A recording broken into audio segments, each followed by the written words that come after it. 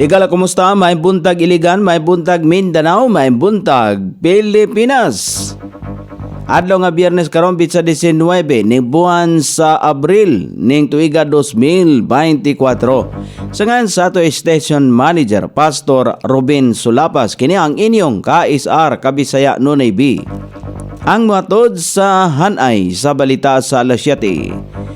O karon sa uluhang tudling sa ato mga balita, lalaki na aktuhang gabaligya og droga nasikop. City Engineers Office muayo og guba nga street light, dalan, mulimpyo og kanal sa mga barangay. Mga barangay gipahinumduman sa ilang papel sa drug clearing program. Sa kauluhan, Philippine Coast Guard o Philippine National Police musalmot usab sa Balikatan Exercise 2024 sa Pilipinas ug Estados Unidos. First Lady Liza Marcos gikaingong bad shot na ngadto kaniya si Vice President Sara, giangkon nga adunay kahiubos. Petisyon aron ipatinaw ang gahom sa kontrata alang sa 2025 nga eleksyon tali sa Comelec og South Korea firm nga mero ipasaka. Tulo ka mga Pinoy kumpirmadong patay sa pagbaha sa United Arab Emirates.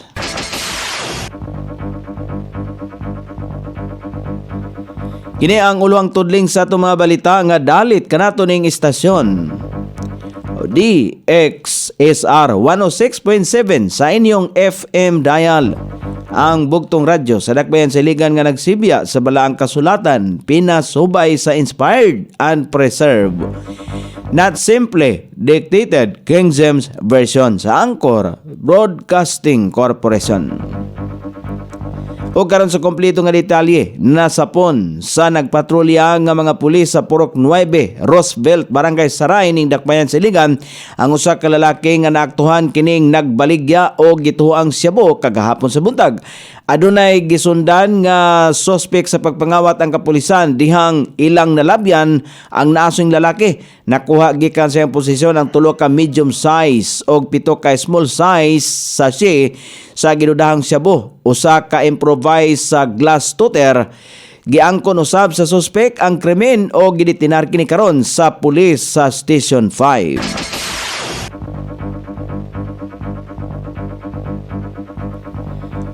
Moabono og mga lubak-lubak nga dalan, mutaod og suga sa mga ngit-ngit og suok nga mga lugar, ingon man mulimpyo og kanal dito sa mga barangay nga ang Maintenance Division sa City Engineers Office. Mamahimong mupasa og sulat ngadto kanila atol sa serbisyong iliganong karaban diha sa mga barangay. Lakipan lang kini og litrato sa dapit nga ilang ipaayo. Mamahimo usab nga mutawag sa numero 221-4645 o kaha sa 0955-8848-4833. Kagapong adlaw dito sa Barangay Kiwalan ang City Engineers Office diin gipahigayon ang serbisyong iliganon karaban.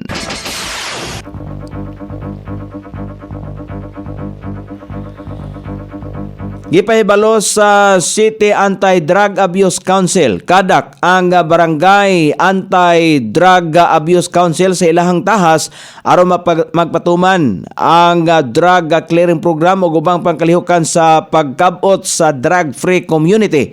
Tinguha sa kadak nga makompleto ang datos sa mga barangay nga gidaghanon sa mga persons who use drugs o PWD og mga pusher sa matag barangay aron mahatagan og intervention ingon man na aftercare human sa ilang community-based rehabilitation program. So wala pa ni Roel Rubio ang head sa City Anti-Drug Abuse Council, dili detalyado ang nakuha nilang kasayuran sa mga PWDs sa matag barangay. Busa mitabang sila sa pagkumpleto ang mga datos sa mga naaresto. gidaghanon sa facility based out patient og uban pa nga mga impormasyon. Kompletohon kini sa dili pa matapos ang Abril karong tuiga. Gitahasan usab sa DILG ang kadak pagmonitor sa mga barangay anti-drug abuse, paghimog awareness campaign o symposium sa dili maayong epekto sa ginadiling droga. Adunay 27 pa ka drug affected barangay sa Iligan ang giagi sa proseso sa drug clearing og anaa kini sa 39.6% sa clearing percentage. Samtang 15 na usab ka barangay ang cleared sukad pa niadtong Hulyo 2016 hangtod sa Oktubre 26, 2022. Diin upat niini ang cleared barangay sa DILG.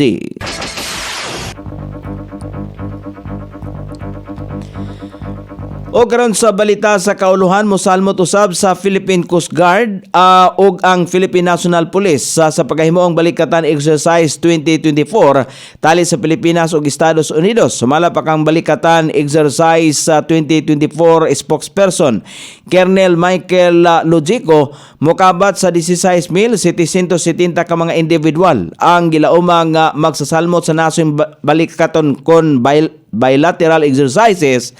Dili pa nahilakip niini ang pipila ka mga ginsakopan sa Philippine National Police o Philippine Coast Guard nga kauban usab sa nasong military exercise. Ingon man ang mga nasod nga Australia, France o daghan pang uban. Sumala pa niya nga lakip usab sa mga ipahigayong aktibidad sa balikatan exercises 2024 mao ang pagpahigayon og group sale kon diin magkahiusa usab ang Philippine Coast Guard o United States Coast Guard. Sumala pa ni Philippine Coast Guard spokesperson Rear Admiral Armando Balilo, kini mao ang pinakaunang higayon nga makauban ang mga barko sa ilang puwersa sa mga aktibidad sa balikatan. Ana sa unom ka mga barko sa Philippine Coast Guard ang mahilakip sa nasong military exercises nga gilangkoban usab sa 44-meter multi-role response boat o duha ka dagkong patrol vessel. Sa Lunes nakatakda nga paghimuon ang opening ceremony sa balikatan exercise sa 2024 sa Camp Aguinaldo sa Quezon City.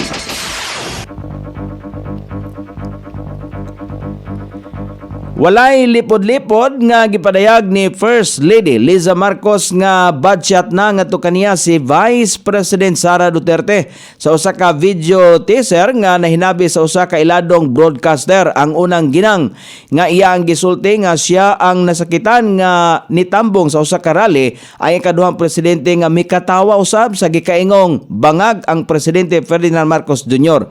Sumala pa niya nga wala niya nagustuhi ang naasong aksyon sa ikaduhang presidente o giangkon nga naglain ang iyang buot. Gipamugos pa niini nga bisan si kanhi Vice President Leni Robredo ang wala kini gihimo. Gibutyag ni First Lady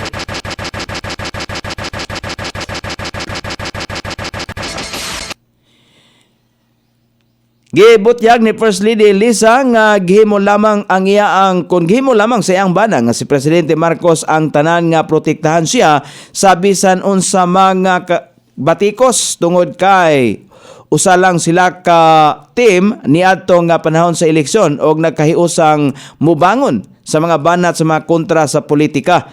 Gihatagan og katin-awan sa ni Ginang Marcos nga nahimong maayo siya ni Vice President Sara apan nawagtang na kini og gitapos na ang tanan busa nagpakamatinud-anon lamang siya kon mahinumduman sa mga nahimong departure ni Presidente Ferdinand Marcos Jr. paingon sa abroad na matikdan nga wala gayod gitagad sa unang ginang si Vice President Sara Duterte.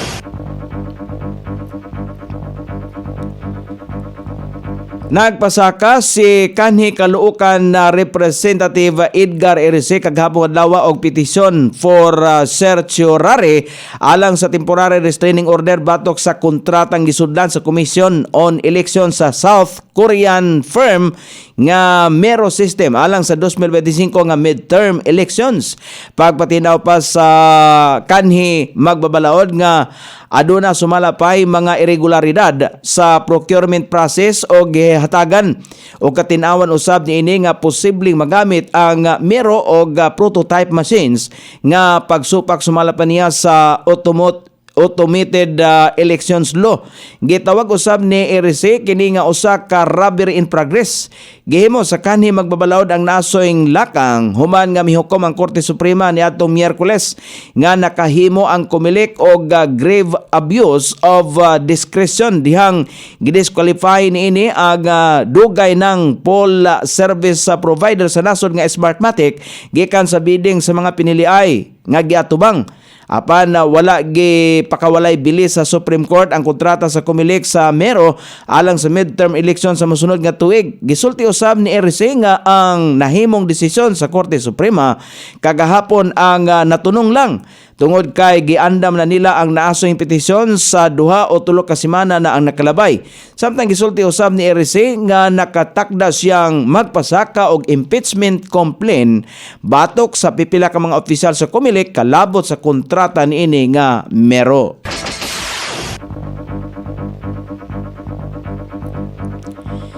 Gikumpirmar sa Department of Migrant Workers sa tulo ka mga Pilipino ang namatay sa pagbaha sa United Arab Emirates. Sumala pa kang Migrant Workers Officer in Charge sa Hans Leo Kakdak. Duha sa namatay ang hinungdan sa suffocation sulod sa ilang sakyanan, dala sa baha samtang isa usab ang namatay tungod sa vehicular accident. Duha sa biktima ang Pinay workers samtang usa ka Pinoy. Gisiguro usab sa insa nga maghatag sila og tukmang suporta og hinabang alang sa nahibiling pamilya sa mga namatay nga overseas Filipino workers. Nagpadangat usab ang DMW og pahasubo og simpatiya sa mga pamilya sa paryente sa mga biktima. Gisulti usab ni DMW Chief Kakdak nga 648,929 ka mga Filipino ang ana sa Dubai apan wala pay mihangyo nga mopauli sa Pilipinas luyo sa mga pagbaha. Una niini ang mga pag-ulan ang pinakakusog nga natagamtaman sa United Arab Emirates sulod sa 75 ka tuig nga nagdala og dakong kadaot. O karon sa balita sa kinabuhing Kristohanon, usa ka Kristohanon nga anaa sa Kasisi, Uganda ang gihulga sa iyang amo human mahibaluan nga nahimo na siyang Kristohanon. Ang nasong Kristohanon nakabig human nga nagduda siya sa gisulti sa Quran o binuhatan sa Allied Democratic Forces ngadto sa mga Kristohanon.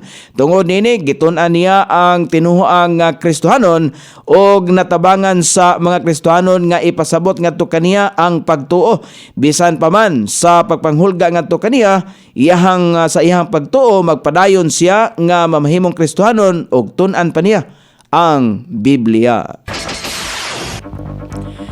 O karon sa kahimtang sa pagbanabana sa dagan sa panahon, padayon makapiktar sa nasod nga Pilipinhon ang Easterless. Ang tibok dapit sa Mindanao makasinati sa panalagsang pagpangdagom ngadto na sa mapanganoron nga kalangitan inubanan sa patak-patak ang mga pagulan. Kilato pa panalugdog tungod sa localized thunderstorm. Hinay ngadto na sa kasarangan nga hangin ang mga gikan sa silangan ngadto na sa amihanang silangang direksyon ug ang kadagatan hapsay ngadto na sa kasarangan ang mga pagbalod. Sukod sa temperatura dinhi sa dakbayan siligan ng kabugnaon ana sa 24 ug ang kainiton mosangko sa 32 degrees sentigrado. Ang adlaw misilang kaniya sa alas 5:40 ug mosahop unya sa alas 6:11 sa sayong takna sa kagabihon. Inyong nabati ang kinatibuk ang hanay sa balita sa alas 7 nga dalit kanato ring istasyon o DXSR 106.7 sa inyong FM dial. Ang bugtong radyo sa dakbayan siligan nga nagsibiya sa balang kasulatan, pinasubay sa inspired and preserved, not simply dictated King James Version sa Anchor Broadcasting Corporation. Sangan sa tigsuat sa atong balitang internasyonal ug sa kinabuhing Kristohanon pitjan sa balita lokal Coney Island. Sa ato station manager Pastor Robin Sulapas. Kini ang inyong kaisar kabisaya Nonay B. Magpasalamat og moingon. Mayong buntag, Iligan.